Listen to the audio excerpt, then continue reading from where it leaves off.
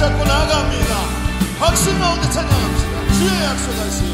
주의 약속하신 말씀 위에서 영원하신 주의 사랑 힘입고 성령으로 힘써 싸워 이기며 약속 믿고 굳게 서리라.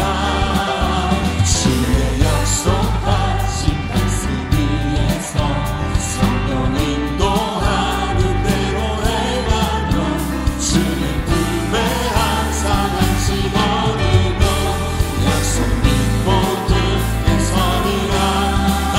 성령의 검을 들고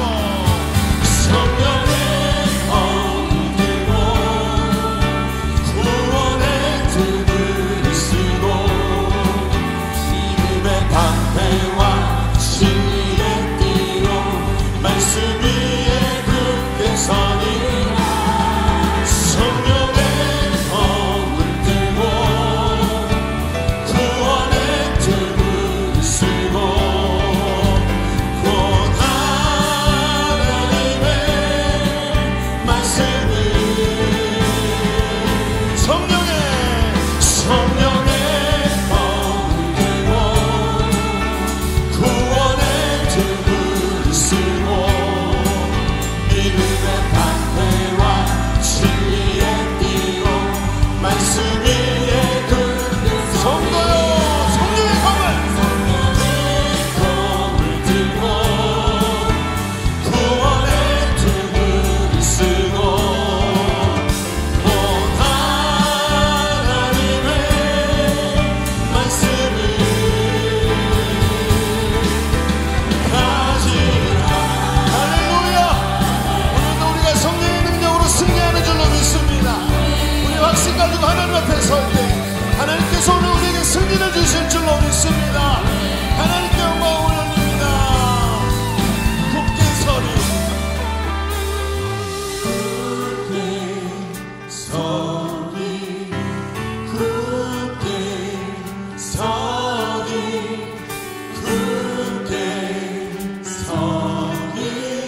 그 말씀 위에 굳게 서리라.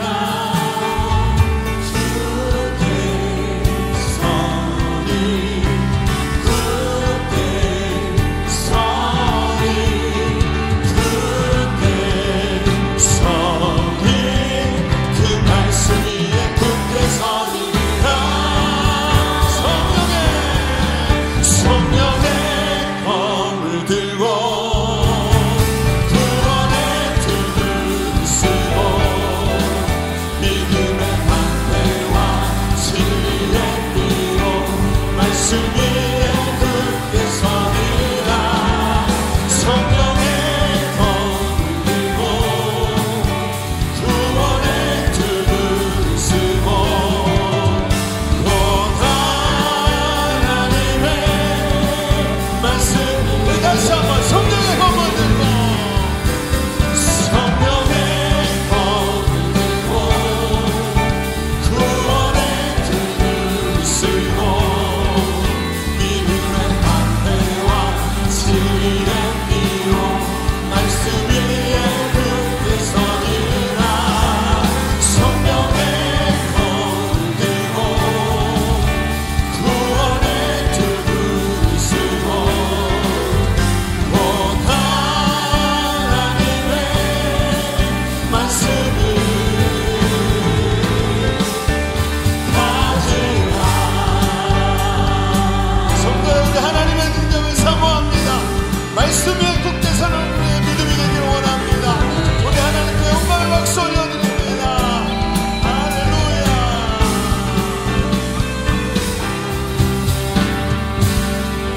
아멘. 우리 자리에 앉겠습니다. 우리 양옆으로 이렇게 말씀해 주시죠. 믿음으로 말씀 위에 굳게 섭시다. 시작. 믿음으로 말씀 위에 굳게 섭시다. 아멘. 우리 왕 되신 주님을 찬양하고 세상을 향해 선포하겠습니다. 주님께 하나님이 왕이시라고 고백하시는 귀한 시간 되시기 바랍니다.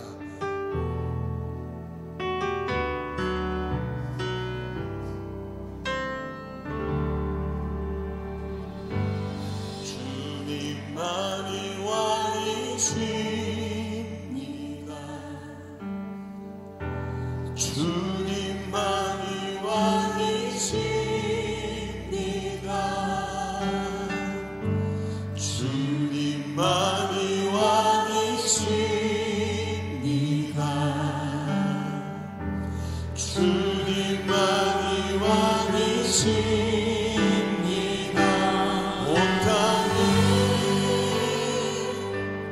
온 땅에 온 땅에 온 땅에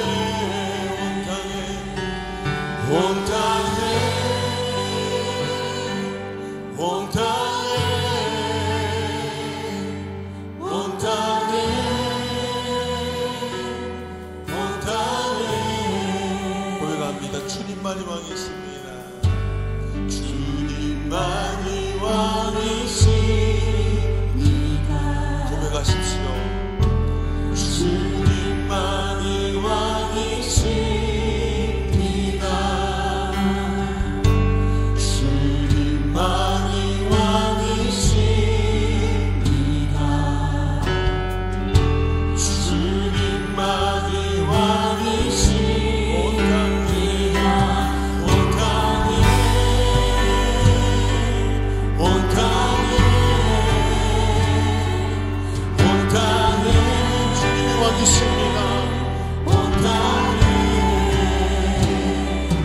온 땅에 온 땅에 온 땅에 내 삶의 왕이십니다. 내 삶의 주님이 왕이십니다. 내 삶의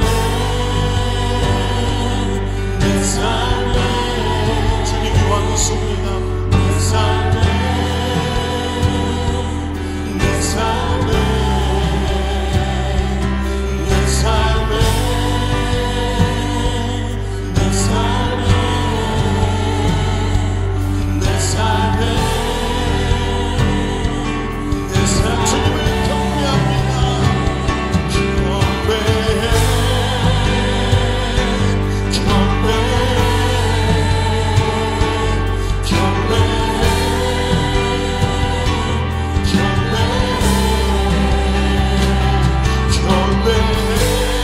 성도의 하나님을 향하여 고백하라. 온 땅이여 주님을 경배하라.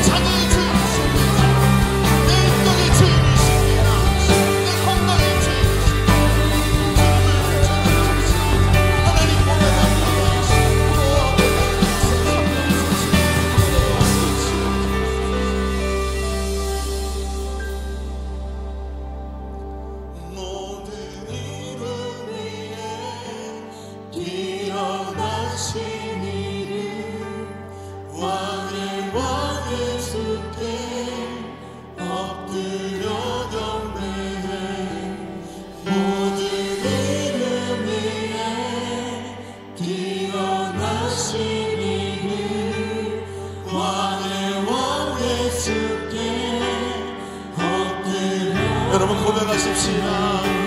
모든 이름이 교회여 주님을 높이라. 왕 되신 하나님을 향하여 고백하라.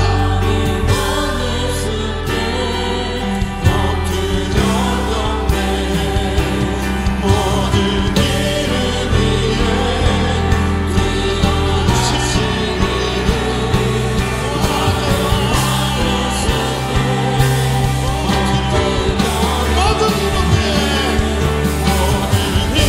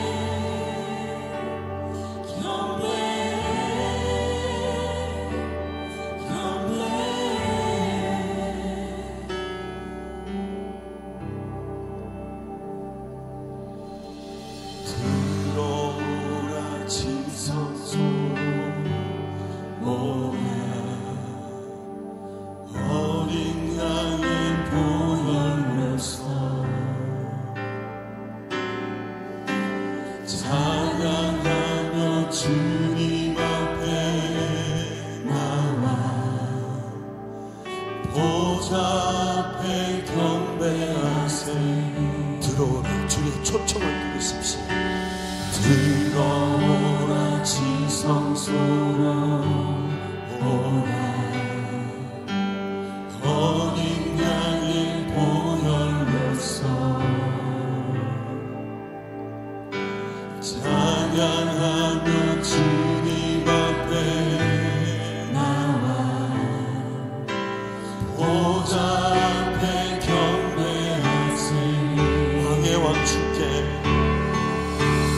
왕의 왕 주께 거룩한 손 들고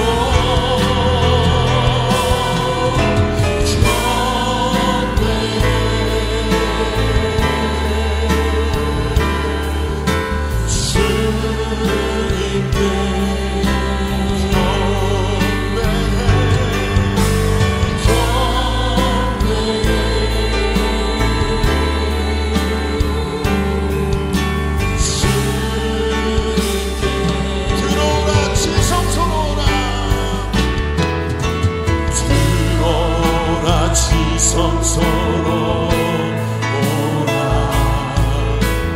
어린 양의 보혈로서 찬양하며 주님 앞에 나와 보자. 성도여 두 손을 들어 하나님께 영광을 돌리라. 왕의 왕 주께 왕의 왕 주께 거룩한 손 들고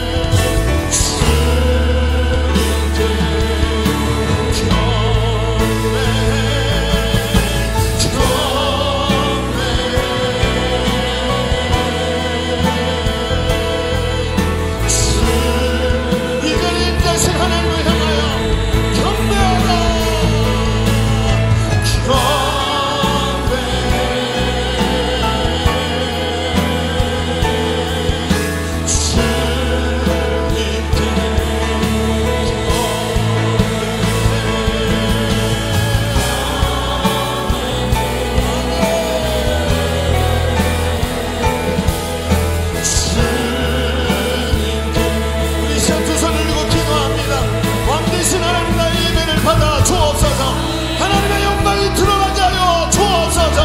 기도합니다. 주의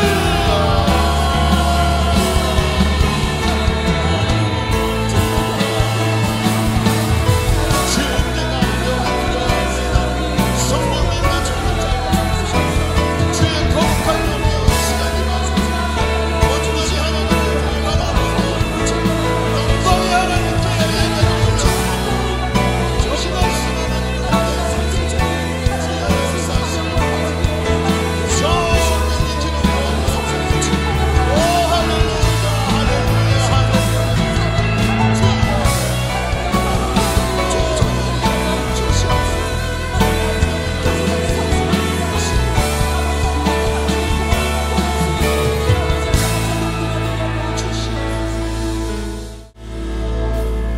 거룩하신 하나님, 저희를 예배의 자리로 불러주시니 감사합니다. 어지러운 세상 속에서 하나님을 찬양하며 온전한 주의 소유되게 하심에 감사합니다. 이 시간 말씀의 빛으로 저희를 비추어 주시고 생명의 말씀을 들려 주시옵소서. 주의 말씀이 생명이고 주의 음성이 저희의 소망인 것을 압니다. 오늘 이 순간 역사하여 주옵소서. 사랑의 하나님, 저희는 마치 길 잃은 양 같이 나의 고집대로 살았습니다. 주님을 따르기보다 세상의 호기심에 빠져 그것이 죄인지도 모르고 살아갈 때가 많았습니다. 하지만 다시 주님의 품이 그리워 주님께 나아갈 때 용서하여 주시고 넓으신 품으로 안아 주시옵소서. 우리가 살아가는 동안 주님만을 의지하기를 원합니다. 육신의 정욕과 이생의 자랑에 빠져 살아가지 않게 하시고 하나님의 뜻이 무엇인지 잘 분별하여 살아가게 하옵소서. 우리 안에 거룩한 비전을 품게 하여 주시옵소서. 이 세상 속에서 오직 주님을 바라보게 하시고 하나님을 위하여 살아가기를 소망하며 열망하게 하여 주시옵소서. 하나님은 우리의 모든 것을 아시는 주님이십니다. 우리 안에 거룩한 비전을 허락하심으로 그리스도의 복된 사명들을 잘 감당하게 하여 주시옵소서. 승리케 하시는 하나님을 의지함으로 어떤 세상에서도 온전히 주님을 바라보는 참된 그리스도인이 되게 하여 주시옵소서. 이 시간 설레었던 주님과의 첫사랑이 회복되는 시간이 되게 하여 주시옵소서. 하나님 아버지, 우리나라가 하나님 뜻 안에서 바로 서고 복음으로 새로워지는 나라가 되기를 간절히 소망합니다. 하나님의 뜻을 구하는 바른 길로 인도하여 나아가게 하여 주시옵소서. 하나님의 공의와 정의가 강물처럼 흐르는 나라가 되게 하여 주시옵소서. 주님의 보혈 위에 세워진 우리 교회를 위해서 기도합니다. 우리 교회가 주님 앞에서 참되고 건강하게 성장하고 부흥할 수 있도록 인도하여 주시옵소서. 주님의 사랑과 복음을 전파하고 행하는 살아있는 교회 되게 하여 주시옵소서. 우리 교회의 성령이 뜨거운 역사가 강하게 역사하여 주시옵고 부르짖는 기도마다 응답받는 축복의 현장이 되게 하여 주시옵소서. 두날개 1500 비전을 가지고 영혼 구원 사명을 잘 감당할 수 있는 교회 되게 하여 주시옵소서. 질병을 앓고 살아가는 힘겨운 이들이 있습니다. 주여 그들을 기억하여 주시사 힘을 주시고 치유하여 주시옵소서. 연약한 자들과 고독한 자들에게 은혜를 더하시사 능히 승리할 수 있도록 붙들어 주시옵소서. 2025년 가을 사역이 잘 준비되게 하시고 총력을 집중할 수 있도록 인도하여 주시옵소서. 모든 환경을 주관하시고 성령 충만함으로 온 성도가 비전 안에서 열정으로 감당하게 하여 주시옵소서. 수레바퀴의 삶이 더욱 견고하게 세워지게 하여 주시옵소서. 15 박주한 선교사가 파송을 준비하고 있습니다. 낯선 언어와 문화, 종종 복음을 거부하는 강팍한 땅에서 씨를 뿌리는 삶을 주님 기억하여 주시고 모든 족속이 주 앞으로 무릎 꿇는 그날이 속히 오게 하여 주시옵소서. 오늘 말씀을 전하실 담임 목사님 영육을 강건함을 허락하시고 피곤치 않도록 날마다 세임과 능력을 더하여 주시옵소서. 말씀이 선포될 때마다 하나님의 온전하시고 기뻐하시는 뜻이 전달되며 그 말씀에 회개하고 결단하는 역사가 일어나게 하여 주시옵소서. 이 예배를 위하여 교회 각 처소에서 수고하는 손길들을 위해 하늘의 신령한 복을 갑절로 내려주시옵소서. 우리의 예배를 하나님 홀로 기쁘게 받으시기를 원하오며 길이요 진리요 생명이신 예수 그리스도의 이름으로 기도드립니다. 아멘.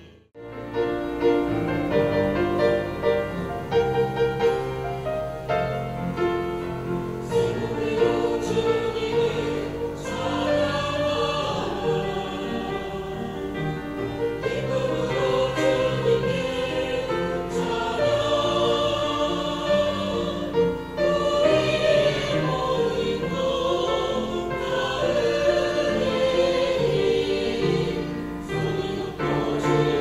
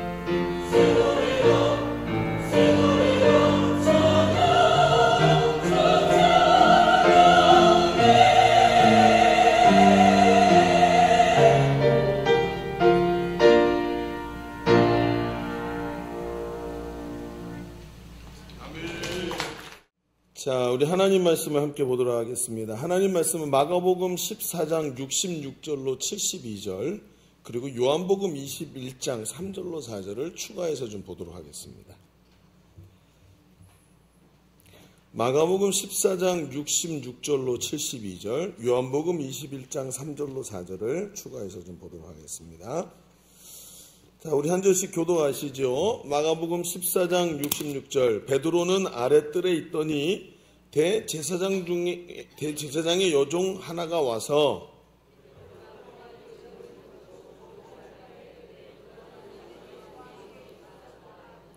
베드로가 부인하여 이르되 나는 내가 말하는 것이 무엇인지 알지도 못하고 깨닫지도 못하겠노라 하며 앞뜰로 나갈새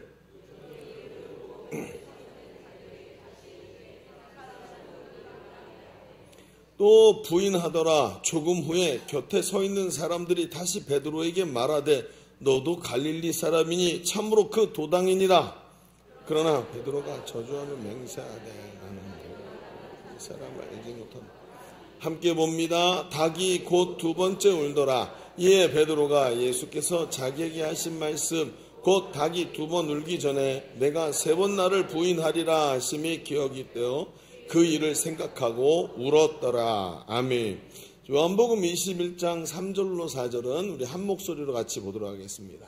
앞에도 나옵니다. 자, 한 목소리로 봅니다. 시작. 시몬 베드로가 나는 물고기 잡으러 가노라 하니 그들이 우리도 함께 가겠다 하고 나가서 배에 올랐으나 그날 밤에 아무것도 잡지 못하였더니 날이 새어갈 때 예수께서 바닷가에 사셨으나 제자들이 예수인 줄 알지 못하는지라. 아멘.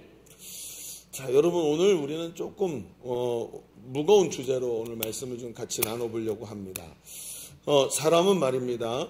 누구나 언젠가는 자신의 현실과 마주하는 날이 옵니다. 그날은 대단히 충격적으로 사람에게 다가오지요. 아, 이게 내 모습이구나. 이게 내 현실이구나 하고 깨닫게 됩니다. 그런데 그날 보면 기대와는 다르고 보잘것없는 현실 때문에 우리는 좌절과 절망을 경험하게 되죠. 내가 이거밖에 안 되나? 하고 이런 생각이 들고요. 결국은 내 결론이 이거구나 하는 생각이 드는 날이 옵니다. 그게 뭐 가끔 한 번씩 오는 사람도 있지만 자주 오는 분들도 계시는 것 같습니다. 왜 그러냐 하면 기대와 다른 나의 모습, 내가 생각했던 나의 모습이 아니라 내가 생각했던 이상의 모습이 아니라 현실의 나의 모습과 마주칠 때 우리는 좌절을 경험하게 됩니다. 그날은 마치 내 바닥이 드러내는 것 같은 부끄러움과 자괴감 속으로 빠져 들어가죠. 호수에 물이 가득 차 있을 때는 안 보이던 것이 가뭄이 들어서 물이 쫙 빠지고 나면 바닥에 있던 추악한 것들이 드러나는 것처럼 마치 우리의 연약한 모습이 쫙 드러날 때 자괴감 속에 빠지는 거예요. 아, 내 본래 모습이 이렇구나. 이게 내 한계였구나. 나는 여태껏 내 현실을 모르고 자기 만족에 빠져서 그냥 살아왔었나 보다 하고 느끼게 됩니다. 그런데 여러분 이런 느낌이 들 때 아마 제 얘기에 공감하시는 분들이 있지 않을까 싶습니다. 왜냐하면 이런 느낌들은 누구나 다 세상을 살면서 느끼는 것들이니까요. 그런데 그럴 때마다 가만히 생각해 보면 이런 생각이 들어요. 지금 드러난 나의 현실이 가만히 보면 지금까지 내 삶을 이끌고 왔던 것이죠. 여러분 내 이상이 내 삶을 이끌고 왔나요? 아니죠. 지금 내가 아이고 못났다 하고 느끼는 내 자신의 모습이 지금까지 나를 이끌고 왔단 말이죠. 그러니까 어때요? 내가 이렇게 부족함에도 불구하고 지금까지 삶이 이어져 왔고 또 앞으로의 삶도 뭐가 이끌고 가요? 내 이상이 이끌고 가는 게 아니라 난 그렇게 멋있고 귀하고 능력 있는 사람이 되고 싶었지만 그게 내 삶을 이끌고 가는 게 아니라 이 못나 보이는 이 모습이 앞으로도 내 삶의 현실을 이끌고 갈 것이라는 게 자명하다는 거예요. 그러니까 중요한 것은 이상이 아니고 오늘 못나 보이지만 남들과 비교했을 때 부족해 보이지만 이게 진짜 내 삶이고 앞으로도 이게 내 삶이 이렇게 여기까지 온 것처럼 앞으로 끌고 갈 것이라는 사실입니다. 그러다 보니 오히려 그 부정적인 모습과 한계를 마주하고도 어떻게 다시 오늘을 살아내느냐가 더 중요한 이야기가 되는 것이고 오늘을 살아낸 그 못난 내 모습이 너무나도 귀한 모습이라는 것을 내가 느끼게 되는 것이죠. 여러분, 이런 상태를 가만히 들여다보면서 우리는 우리 자신의 이 바닥을 느낄 때 우리는 어떤 모습으로 서야 될까 하는 것이 의문으로 다가옵니다. 오늘 우리가 읽은 말씀에 보면 이런 자신의 현실과 마주서게 된 한 사람의 이야기를 듣게 됩니다. 그 사람의 이름은 시몬 베드로입니다. 시몬은 그의 본래 이름이고 베드로는 예수님이 지어주신 그 별명이지요. 그는 예수님께서 앞으로 있을 십자가 사건을 말씀하실 때 절대 이런 일이 일어나지 않도록 자신들이 막아내겠다고 장담을 했습니다.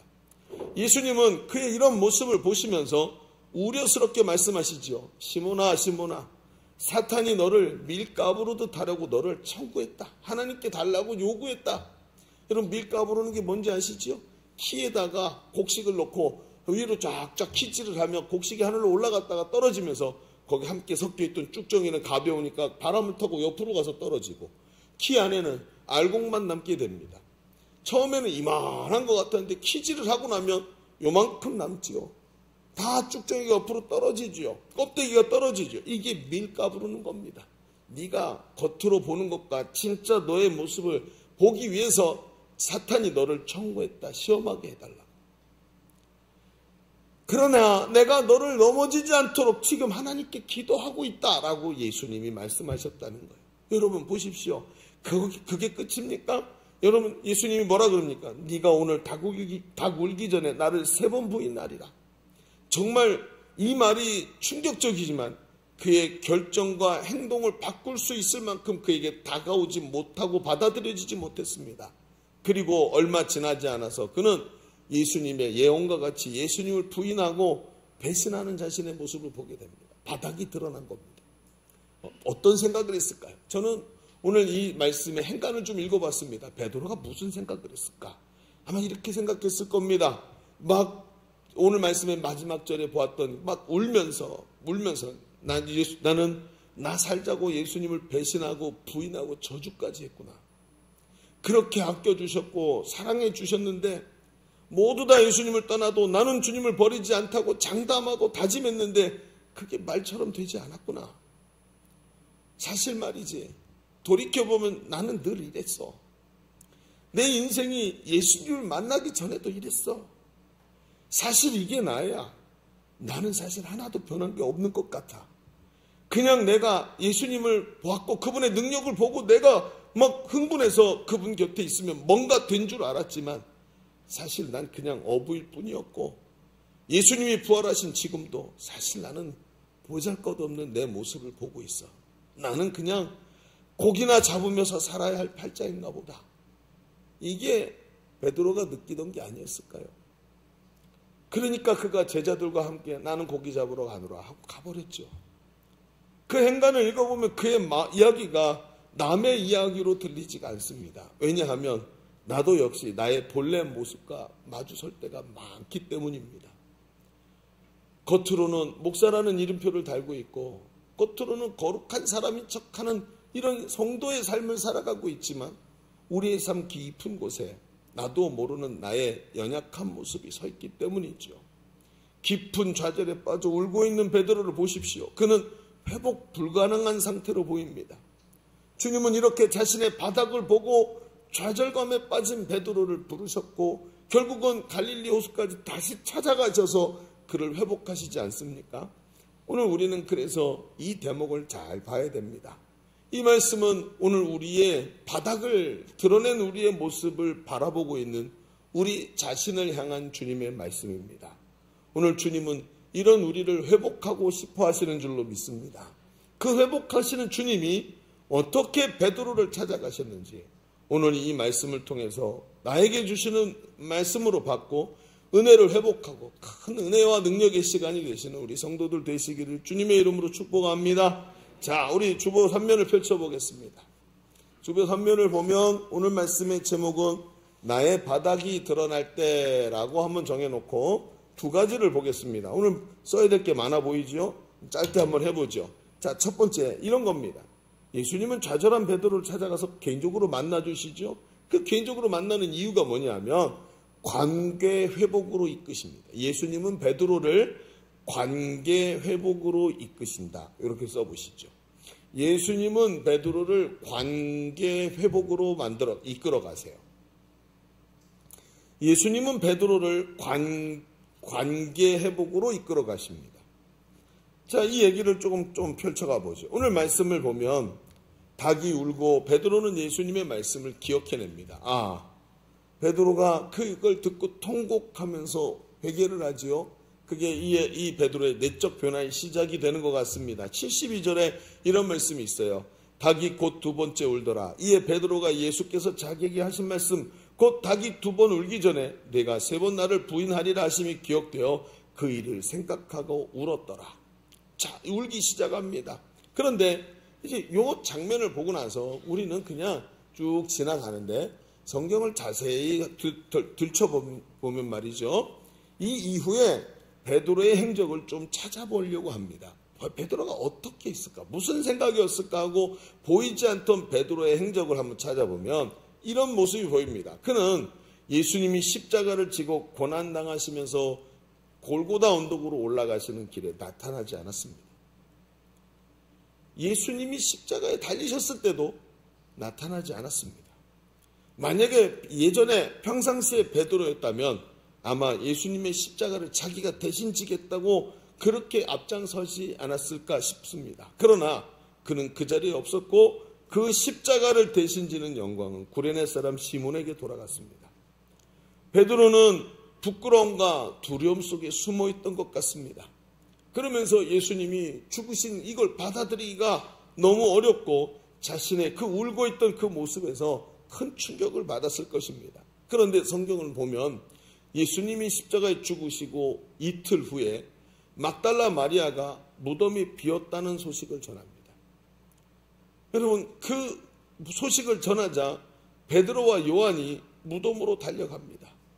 그리고 요한이 먼저 도착했지만 그 요한이 아마도 달리기가 빨랐던 것 같습니다. 요한이 먼저 도착했지만 그곳에서 머뭇거리고 있을 때 베드로가 먼저 빈 무덤 속에 들어가서 그 빈 무덤을 보게 됩니다.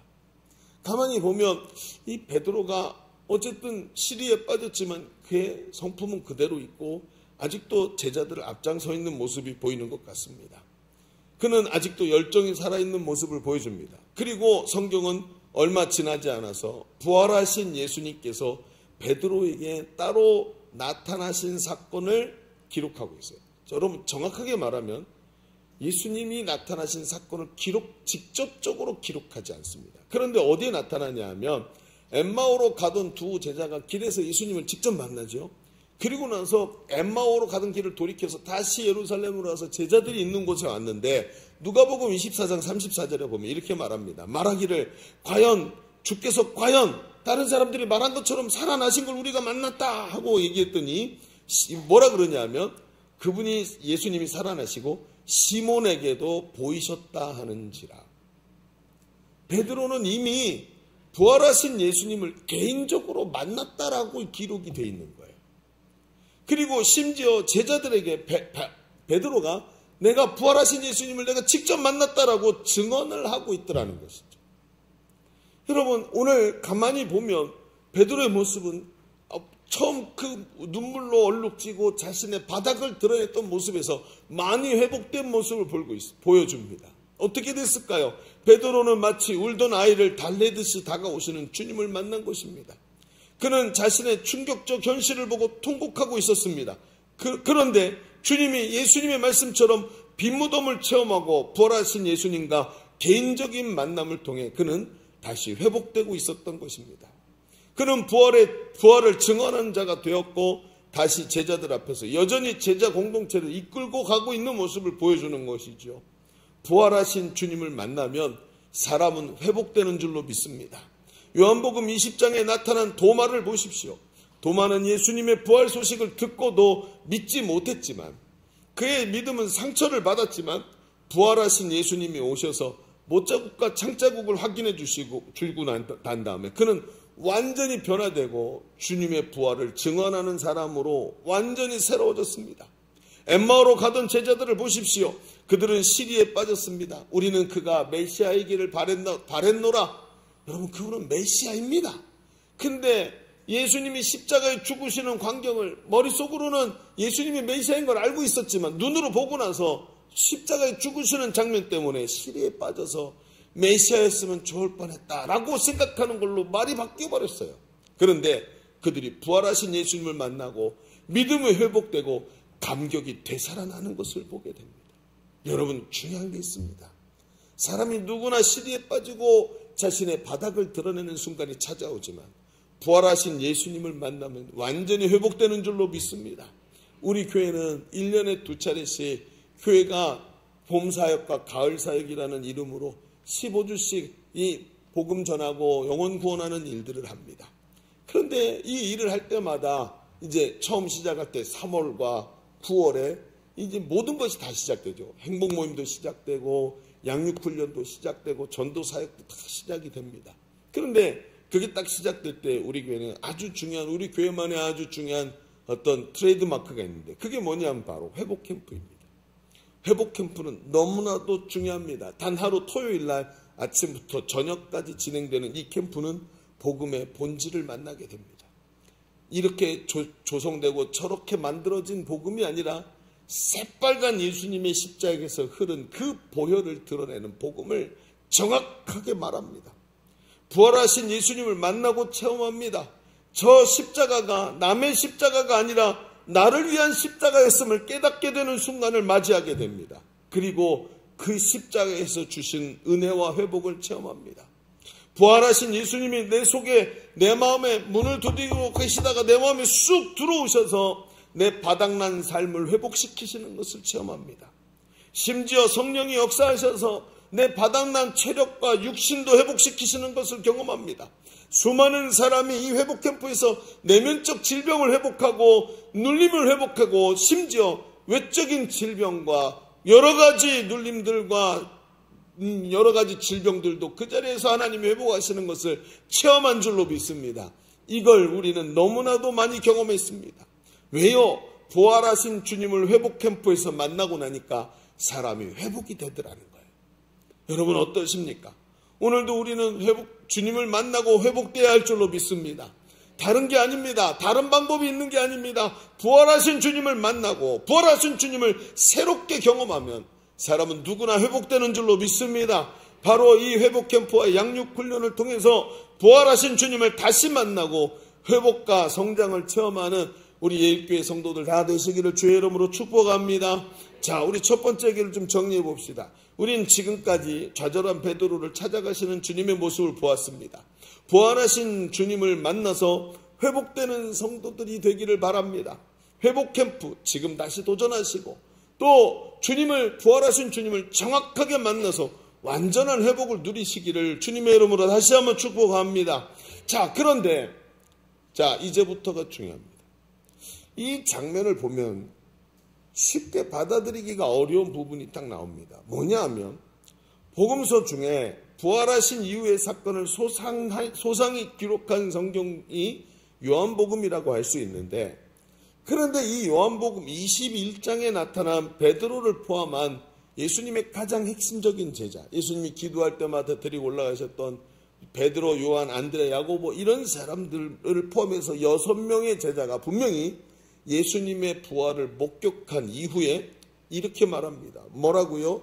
요한복음 21장 3절에 이렇게 말해요. 시몬 베드로가, 자 읽어봅시다. 시작. 시몬 베드로가 나는 물고기 잡으러 가노라 하니 그들이 우리도 함께 가겠다고 하고 나가서, 여러분 그날 밤에 아무것도 잡지 못하였더니 라고 말합니다. 여러분 성경은 부활을 목격한 그들의 모습을 이상한 게 그리고 있어요. 아니 부활을 목격했으면 회복되고 완전히 회복돼서 다시 예수님의 제자로 오히려 성령 충만해서 달려가야 될 것 같은데 이들의 모습은 그렇지 않더라는 거예요. 도대체 무슨 일이 일어나고 있는 것일까요? 부활하신 예수님을 만나면 다 해결되는 거 아닙니까? 여기서 우리가 알아야 될 게 있습니다. 사람이 회복이 된다는 게 개인적 회복, 마음의 회복, 감정적 회복만이 아닙니다. 좌절이라는 것은 아주 교묘하게 사람에게 찾아옵니다. 사람들은 보통 나는 좌절하지 않았다라고 생각을 합니다. 근데 나는 내가 무슨 좌절을 해? 이렇게 생각을 하지만 이미 오래된 좌절이 마음속에 뱀처럼 또아리를 틀고 있을 때가 많습니다. 무슨 말이냐면 여러분 거기다 이렇게 한번 써보세요. 좌절 아닌 좌절이라는 게 있습니다. 뭐가 있다고요? 좌절 아닌 좌절이라는 게 있습니다. 이게 무슨 뜻이냐? 여러분 좌절이라는 것은 마음이 무겁고 시리에 빠져 고민하고 번민하는 것이 아닙니다. 좌절이라는 것은 마음이 무겁고 시리에 빠져서 어떻게 해야 되지 하고 고민하는 게 좌절이 아닙니다. 더 이상 내가 그 사람이다라고 느끼지 못하고 더 이상 나 자신에게 소망을 가지지 못하는 상태예요. 실패했어. 이거 어떡하지? 이게 좌절이 아닙니다. 좌절은 나는 다시는 저리로 못 갈 것 같고요. 좌절은 더 이상 저 일을 감당할 수 없을 것 같아서 소망이 보이지 않는 게 좌절입니다. 여러분 예를 들어서 이렇게 생각해 보시죠. 목회자가 좌절을 했어요. 그럼 어떻게 되는 줄 아십니까? 목회자가 이미 좌절하면 리더의 길을 포기합니다. 그러면 어떻게 하냐면 내 나이가 벌써 이제 조금 있으면 60인데 이제 은퇴를 생각해야 되는데 이제 어디가 이제 투자해야 되지? 그 남아 있는 걸 가지고 어디다 투자해 내가 먹고 살 길이 죽을 때까지 어떻게 먹고 살지? 이런 생각을 하기 시작하면 이미 좌절한 겁니다.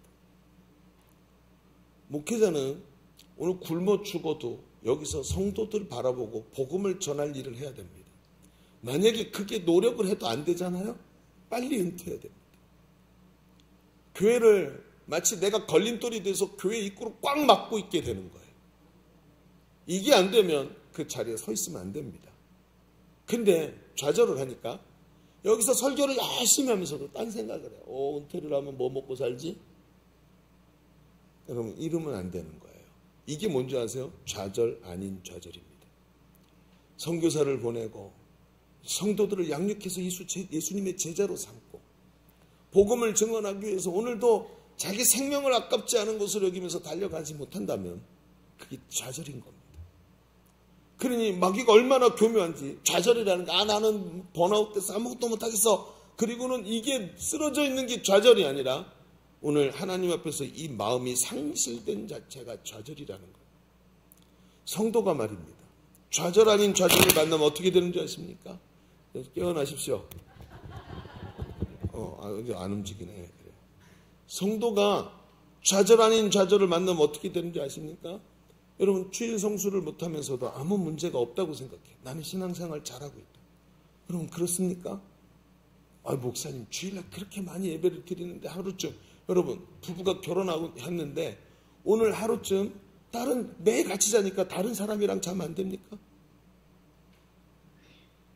여러분 예수를 믿는다는 것은 하나님의 왕되심을 정확하게 선언하는 겁니다. 일주일 하루 24시간 내내 세상에서 살면서 세상 것에다가 순종하고 돈을 벌기 위해 사는데 주일날 하루를 하나님께 무릎을 딱 꿇고 주님만이 왕이십니다 라고 말하는 걸 걸러도 되겠습니까?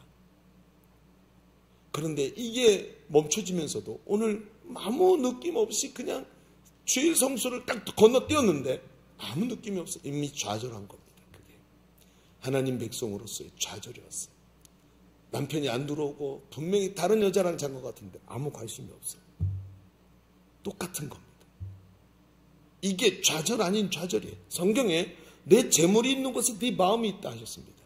성도가 하나님 앞에 감사의 예물을 올려드리지 못하고 하나님 앞에 하나님이 나의 모든 인생의 주인이십니다 하고 선언하고 올려드리는 11조가 안 되는데 아무 문제가 없고 신앙생활이 그냥 늘 즐겁고 재밌게 옆 사람하고 교제하고 간다. 이미 좌절이 그 속에 들어있는 하나님이 주인이시라는 것을 잊어버린 겁니다. 이게 좌절 아닌 좌절입니다. 교회가 복음을 전하고 영혼 살리는데 열정을 내지 않고 있는데 우리 교회는 잘하고 있다라고 말하는 거 이게 벌써 좌절한 교회인 겁니다.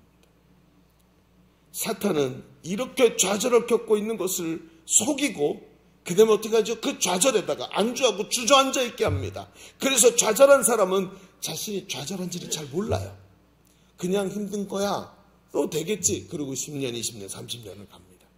이렇게 좌절이 아닌 좌절을 집어넣어야 눈치를 못 채고 좌절 속에 넘어서서 일어나지 못하고 영적 권태기에 빠져서 구멍을 딱 막고 있게 만들어요. 여러분 목회자가 좌절을 하면 온 교회가 다 그 좌절을 뒤집어 쓰게 되는 것입니다. 마귀는 굉장히 고단수의 전략을 씁니다. 그렇다면 예수님은 도대체 이런 좌절 아닌 좌절에 빠져있는 베드로를 어떻게 하셨습니까? 예수님은 지금 베드로는 뭐하죠? 베드로라는 개인은 회복됐지만 그의 마음은 좌절에서 빠져나온 줄 못하고 있어요. 나는 다시 고기 잡으러 가노라. 부활하신 예수님을 만났지만 그 좌절에서 빠져나오지 못하고 있는 베드로를 보십시오. 예수님께서 사랑하는 제자 시몬을 개인적으로 회복시키셨다면 거기서 한 걸음 더 나가서 예수님께서는 위대한 사도 베드로를 회복시키셔야 되는 거예요. 이게 예수님이 두 번째 하실 일이었던 것입니다. 자, 두 번째도 이렇게 써볼까요? 첫 번째 뭐였죠? 예수님은 베드로의 관계를 통해서 회복시키셨다 그랬죠. 이번에 이렇게 써봅시다. 베드로를 같이 회복으로 이끌어 가신다. 예수님은 지금 베드로를 어디로 끌고 가신다고요? 같이 회복으로 이끌어 가세요. 자, 개인적인 만남에서 회복이 됐다면 시몬이라는 개인적으로 예수님의 사랑하는 제자를 회복시키셨다면 이제는 더 나아가서 위대한 사도 베드로를 회복시키기 위해서 같이 회복으로 가시는 거예요. 조금만 얘기를 봅시다. 오늘 우리가 두 번째 읽었던 요한복음 21장에 나타난 베드로와 함께 6명의 제자는 부활을 목격했지만 회복되지 못한 상태였습니다. 그렇습니다. 좌절 아닌 좌절에 빠진 상태였던 것입니다. 그 상태에서 예전에 제일 잘하던 일 뭐죠? 물고기 잡는 일을 하러 갑니다. 그런데 그것마저 완전히 실패하죠.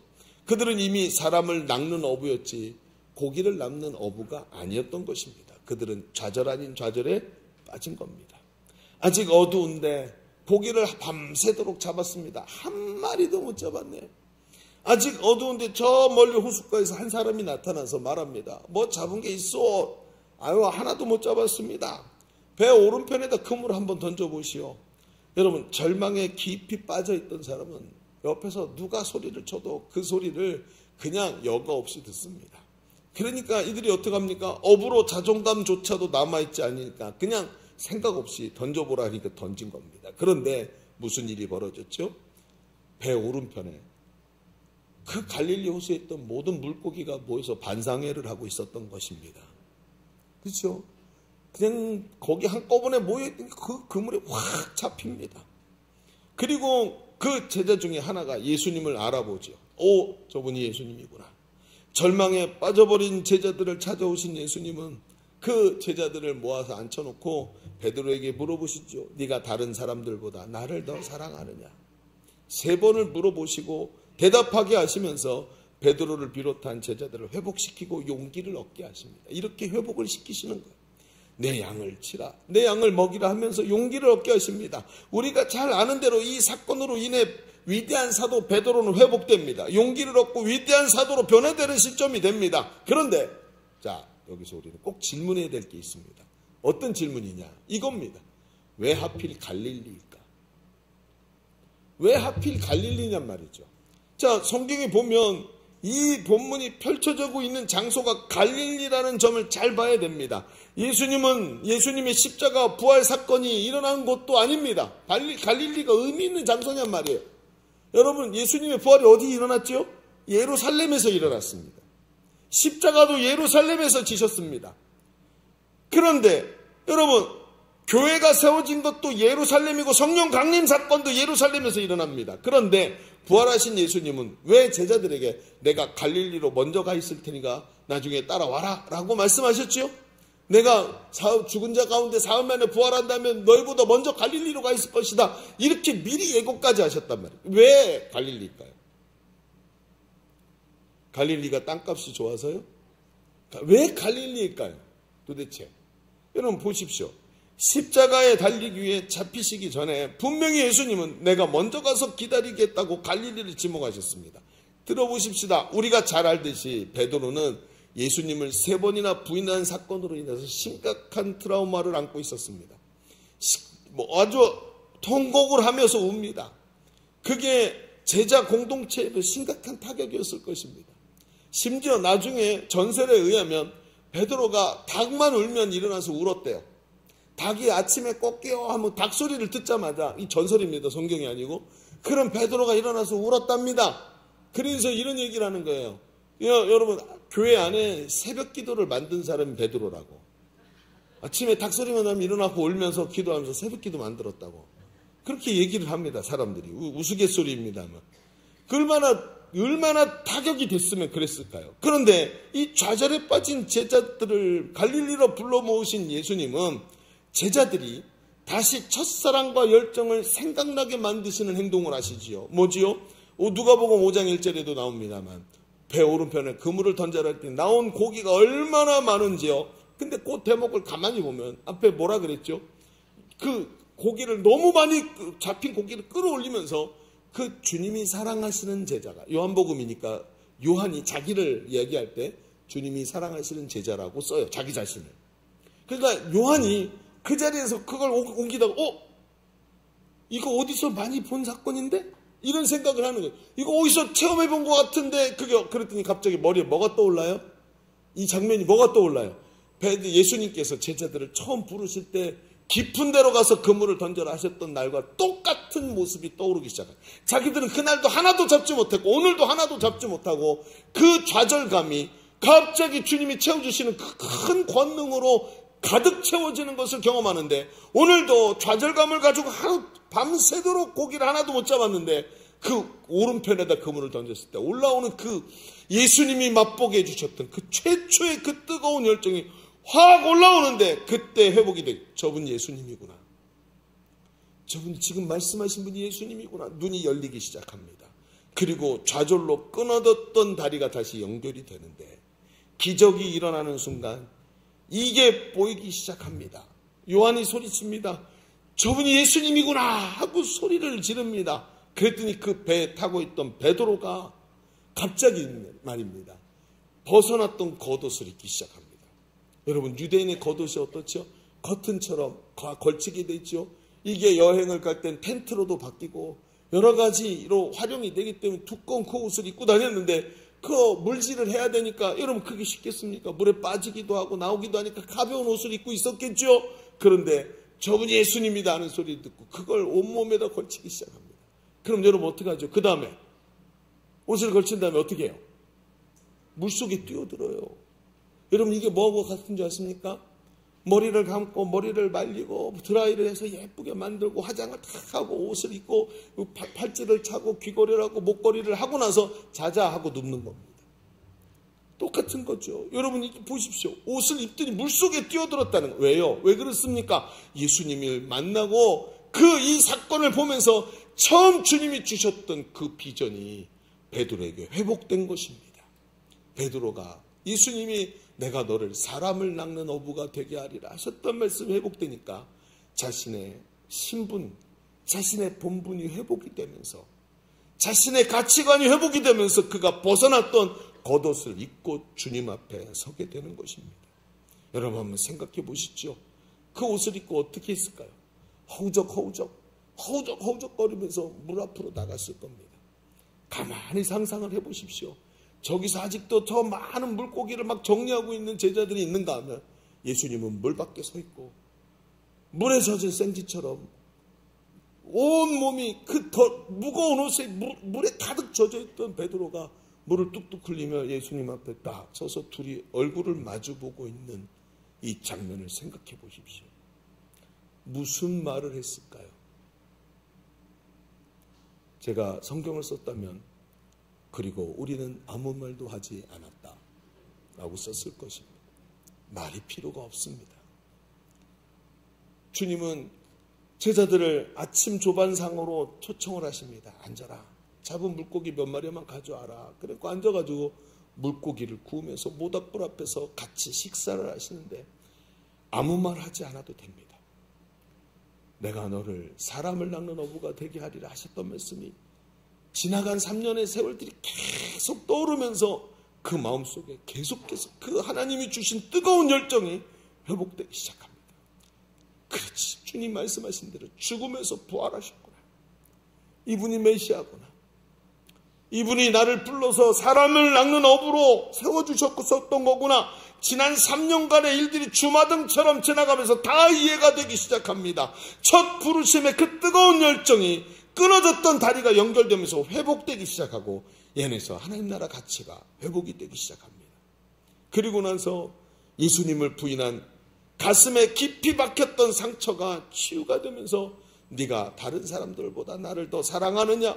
내 양을 먹이라 하고 하면서 그를 하나님께서, 예수님께서 다시 사명으로 초청하셔서 그 어느 누구보다도 위대한 사도 베드로로 만들어주시는 모습을 보게 되는 것입니다. 여러분, 왜 하필 갈릴리였을까요?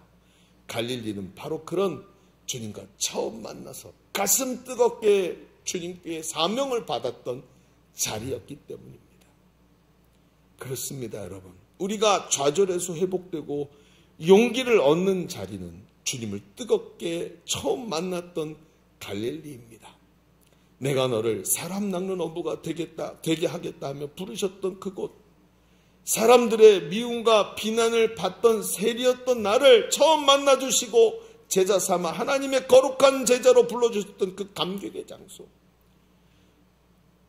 미래에 대한 소망 없이 그저 고기 잡는 사람으로 인생을 마감하려고 생각했던 그 장소에서 주님이 나를 불러주셔서 사람을 낚는 어부가 되게 만들어주셨던 그 갈릴리의 감격을 오늘도 하나님은 우리가 회복하기를 원하시는 줄로 믿습니다.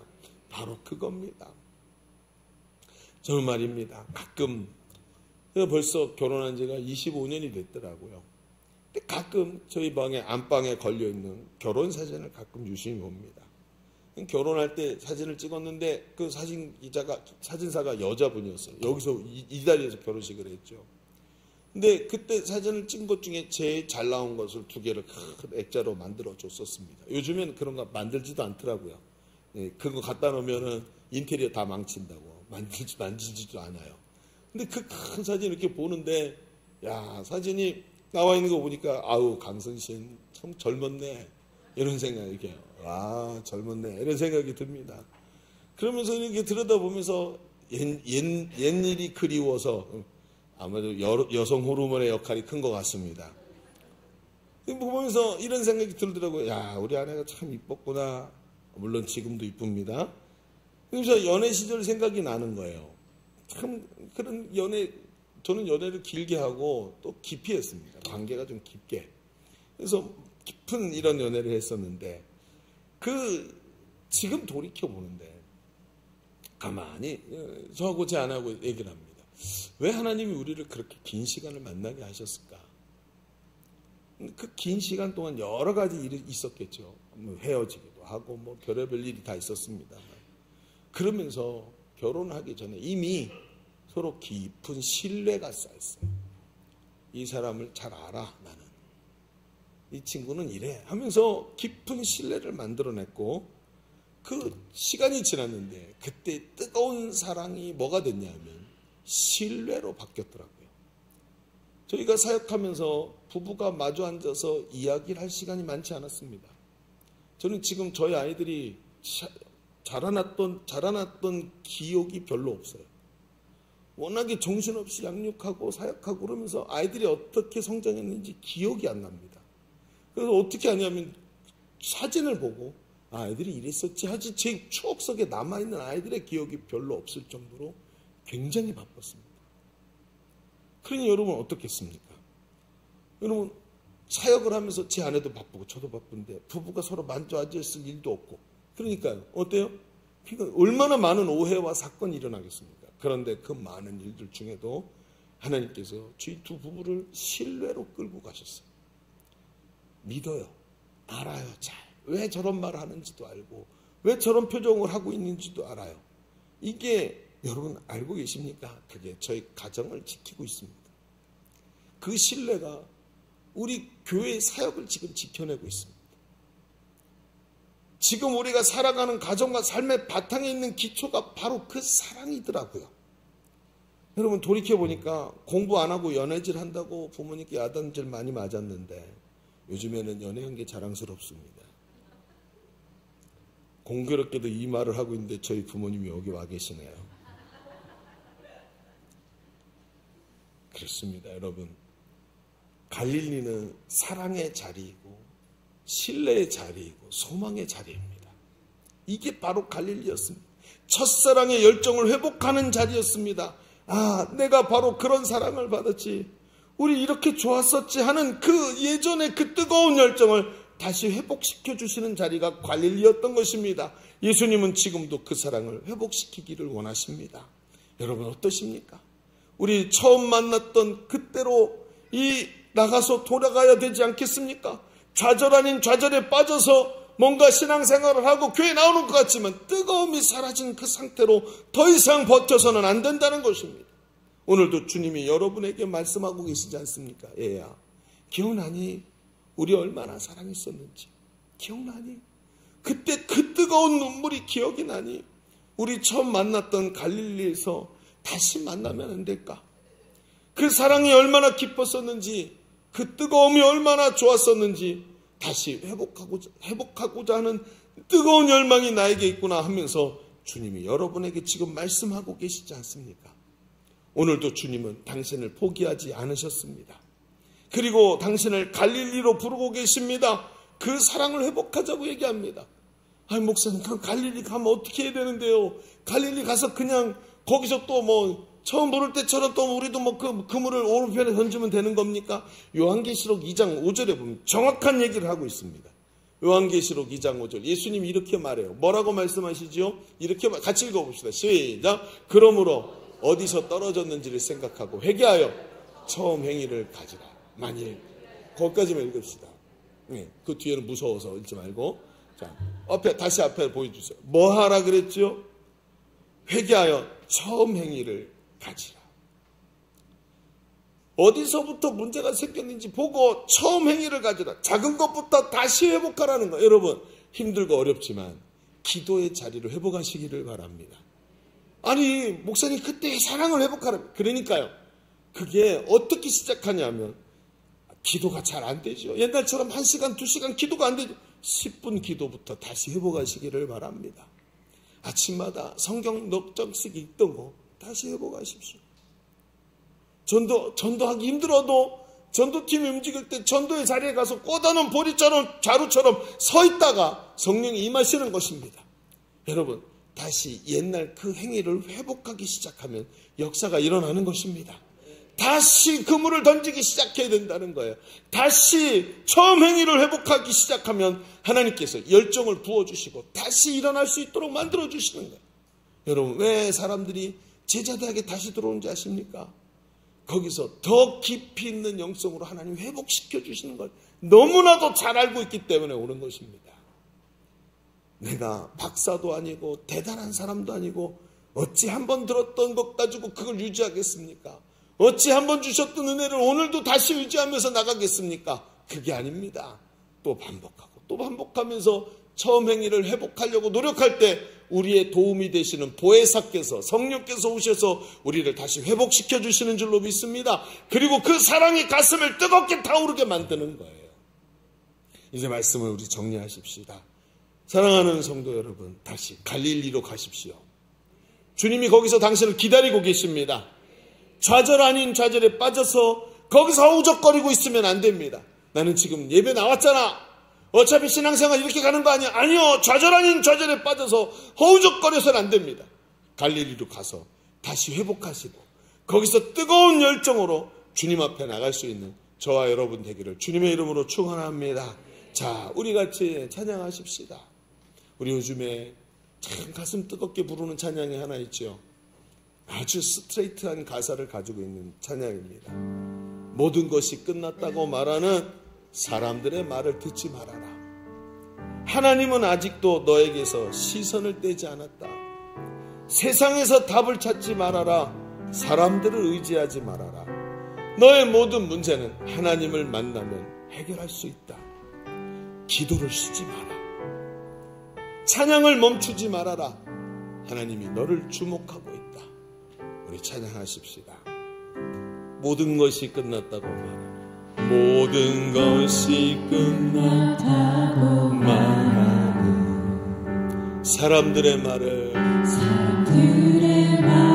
듣지 말아라. 하나님은 아직도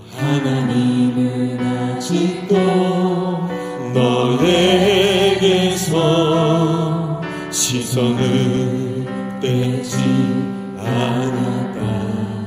세상에서 답을 찾지 마라. 세상에서 답을 찾지 마라. 사람들을 의지하지 말라. 의지하지 말아라. 너의 모든 문제는 하나님만이 해결할 수가 있다. 기도를 쉬지 마라. 기도를 쉬지 마라. 찬양을 멈추지 마라. 하나님이 너를 주목하고 있다. 예배에 집중하라. 예배에 집중하라. 말씀을 붙잡아라. 하나님을 만나면 끝난 것이다. 다시 한번 찬양합시다. 모든 것이 끝났다고 말하는, 모든 것이 끝났다고 말하는 사람들의 말을 듣지 말아라. 하나님은 아직도 너에게서 시선을 떼지 않았다. 세상에서 답을 찾지 말아라. 답을 찾지 마라. 사람들을 의지하지 말아라. 너의 모든 문제는 하나님만이 해결할 수가 있다. 가는 길 멈추지 말라. 가는 길 멈추지 마라. 뒤를 돌아보지 마라. 하나님이 너를 주목하고 있다. 의심을 하지 마라. 절대 포기하지 마라. 하나님을 우리 두 손을 들고 기도를 쉬지 말라. 기도를 쉬지 마라. 찬양을 멈추지 마라. 하나님이 너를 주목하고 있다. 예배에 집중하라. 말씀을 붙잡아라. 하나님을 만나면 끝나. 가는 길을 멈추지 말라.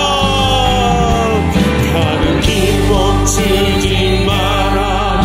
뒤를 돌아보지 마라. 하나님이 너를 주목하고 있다. 의심을 하지 말라. 절대 포기하지 마라. 하나님을 믿으면 끝나. 우리 오늘 말씀의 은혜를 붙잡고 주님을 치고 기도합니다. 주여 할렐루야. 오 아버지 하나님, 오 하나님, 오늘도 하나님 좌절한 인사들에 속아서 오늘도 무너져 앉은 자 되지 말게 하소서. 오늘 하나님 앞에서 일어나 회복하기를 원합니다. 내 안에 사명이 회복되고 나를 부르신 내가 너로 사람을 남는 어부되게 하리라 말씀하신 주님의 사명이 회복되게 하시고 부르심이 회복되게 하시고 비전이 회복되게 하여 주옵소서. 오늘도 아버지의 진정한 회복이 일어나기를 원합니다.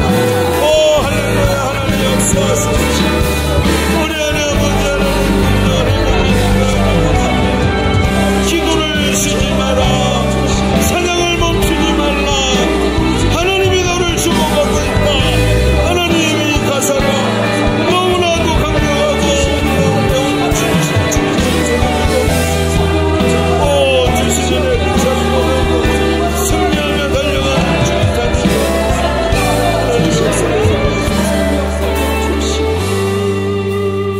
하나님 감사합니다.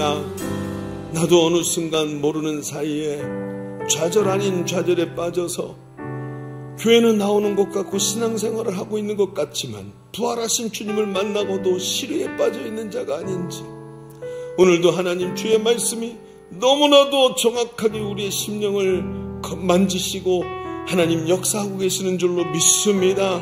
하나님 말씀 붙잡고 주님 앞에 온전히 서게 하여 주옵소서. 내가 너로 사람을 낳는 어부가 되게 하리라 말씀하셨던 비전이 회복되게 하여 주시옵시고, 온전히 하나님 앞에서 오늘도 그 처음의 일을 잊어버리지 말고, 연약하지만 기도를 쉬지 말고 찬양을 멈추지 말고 말씀을 붙잡고 오늘도 한 걸음 한 걸음 달려나가 완전한 회복의 자리에 서 있는 우리가 되게 하여 주옵소서. 오늘도 함께 하신 하나님께 영광을 올리며 예수님의 이름으로 기도하옵나이다. 아멘. 우리 하나님께 감사와 영광의 박수 올려드립니다. 아멘. 우리 찬양하면서 준비한 예물 올려드리겠습니다.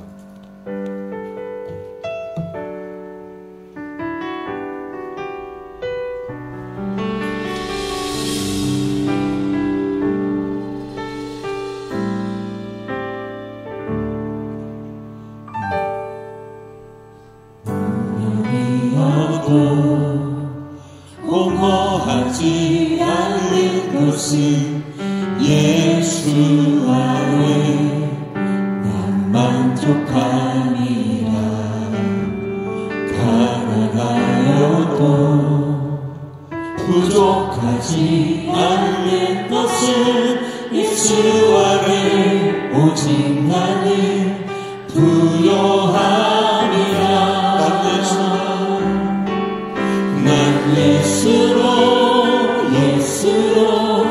예수로 충만하네. 난 예수로 충만하네. 난 예수로 충만하네. 영원한 왕 내 안에 살아계시네.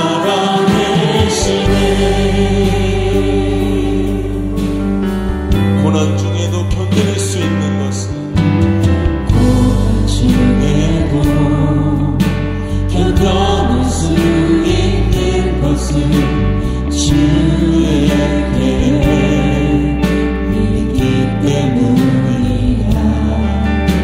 실패하여도 일어설 수 있는 것은 예수 안에 오직 나는 승리함이라. 난 예수로 충만하네. 세상 모든 것들도 두렵지 않네. 난 예수로 충만하네. 영원한 왕 내 안에 살아계시네. 내 몸이 약해도 낙심하지 않는 것은 예수 안에 난 완전하리라. 화려한 세상 부럽지 않은 것은 난 예수로 충만합니다. 난 예수로 충만하네. 세상 모든 풍파도 두렵지 않네. 난 예수로 충만하네. 영원한 왕 내 안에 살아계시네. 난 예수로 충만하네.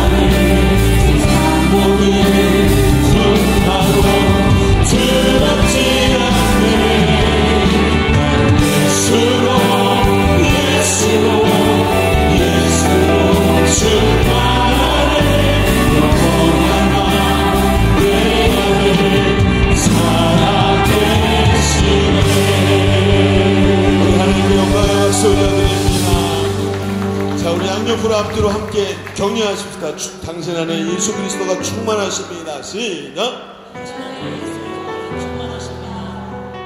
드려준 예물을 위해서 함께 기도하시겠습니다. 거룩하시고 은혜가 많으신 하나님 감사합니다. 너무나도 부족하고 연약하여 하나님 앞에 부끄러운 모습일 때가 많지만 그런 우리를 하나님 마다하지 아니하시고 하나님께서 우리 관계로 찾아오시고 또 사명의 회복으로 찾아오셔서 이렇게 우리를 주의 수로 충만하게 하시니 감사합니다. 연약함도 하나님 부족하여 바닥이 드러난 호수 같은 나의 모습도 하나님 사랑하시는 줄 믿사오니 포기하지 말게 하여 주시옵시고 처음 행위를 회복하기 위해서 작은 것 하나부터 하나하나 주님 앞에서 세워가는 몸짓이 몸부림이 우리 가운데 일어나게 하여 주옵소서. 오늘도 하나님 앞에 예배하면서 마음과 정성과 뜻을 다하여 하나님 앞에 예물을 올려드렸습니다. 하나님 우리의 중심을 받아 주옵소서. 나의 왕 되셨사오니 받으시고 주인 되셔서 주께서 다스려 주옵소서. 주님이 책임져 주옵소서. 주의 선하신 뜻이 인도하시는 우리의 삶이 되게 하여 주옵소서. 하나님 손에 온전히 맡겨드렸사오니 주님 책임져 주옵소서. 돌아가는 발걸음도 주님 지켜주시고 하나님께서 하나님 두 손을 들어 축복하시어서 한량없는 은혜로 채우시는 한 주간의 삶이 되도록 하나님 역사하여 주옵소서. 하나님께 감사드리며 이제는 우리 구주 예수 그리스도의 은혜와 아버지 하나님의 지극하신 사랑하심과 성령님의 내주하시며 교통하시는 은혜가 오늘 모여 예배하는 사랑하는 주의 자녀들 머리머리 위에 저 우리의 삶과 가정과 손으로 행하는 모든 일들 위에 주가 핏값으로 사신 주의 몸된 교회 위에 열방의 선교사들과 지금도 신음하고 있는 이 나라 이 민족 위에 이제로부터 영원토록 함께 계실지어다. 아멘.